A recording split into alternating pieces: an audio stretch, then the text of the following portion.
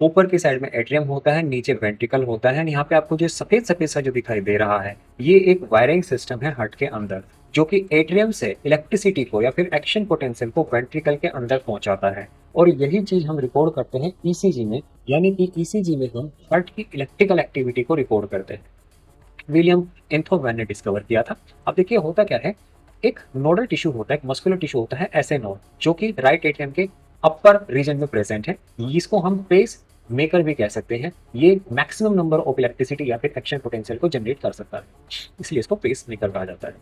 अब यहाँ से इलेक्ट्रिसिटी चलेगी, आप इसको जनरेटर भी कह सकते हैं। ये पहुंचेगी एक इन्वर्टर के पास, जिसको हम एवी नोड का नाम देते हैं। ये एवी नोड जो है, ये पेस सेटलर भी कहलाता है। ये इसको आगे कैरी ऑन करेगा, मतलब जो पेस इसने ऐसे नोड ने बना करके दिया है, ये एवी नोड उसको आगे मेंटेन करेगा। ये भी राइट एट्रियम में ही प्रेजेंट है, लोअर साइड पर। देन इसके बाद में ये एक वायर यहाँ से जो निकलता है, मतलब इन्वर्टर से वायरिंग निकली, इसको हमने एवी बंडल का नाम दिया। एंड देन इसके बाद में बंडल ऑफ फेस एंड प्रोपिंजी फाइबर्स।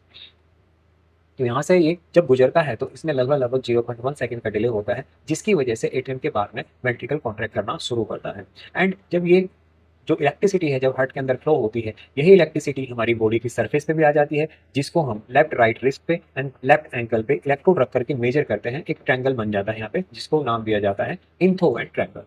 तो आइए समझते हैं ईसीजी के बारे में थोड़ा डिटेल में कि किस तरीके से ईसीजी आता है। मैंने आपको बताया कि ईसीजी का कार्डिक साइकिल के साथ में डायरेक्ट कोरिलेशन है। तो जैसे जैसे कार्डिक साइकिल के फेजेस चेंज होते रहेंगे, वैसे वैसे ईसीजी का पैटर्न आता चला जाएगा।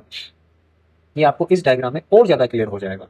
ये देखिएगा, यहाँ पर ये वाई एक्सिस है, वाई एक्सिस पे हम इलेक्ट्रिकल एक्टिविटी ऑफ हार्ट को रिप्रेजेंट करते हैं। एंड जो एक्स एक्सिस है, वहां पर हम टाइम को रिप्रेजेंट करते हैं।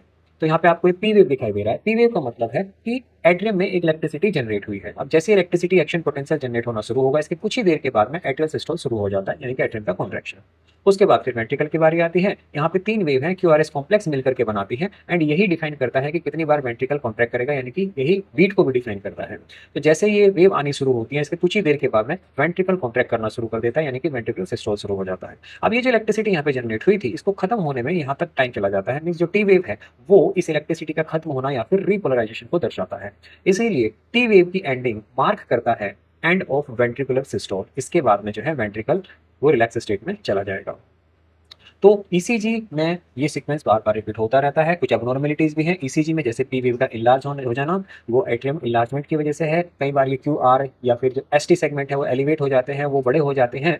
वो मायोकार्डियल इन्फेक्शन के केस में हो सकता है। एंड कई बार ये जो पीक्स हैं, ये डिप डाउन कर जाती हैं, जो कि ऑक्सीजन की इनसफिशियंसी को दर्शाता है, जो कई बार एथेरोस्क्लेरोसिस में भी हो जाती है।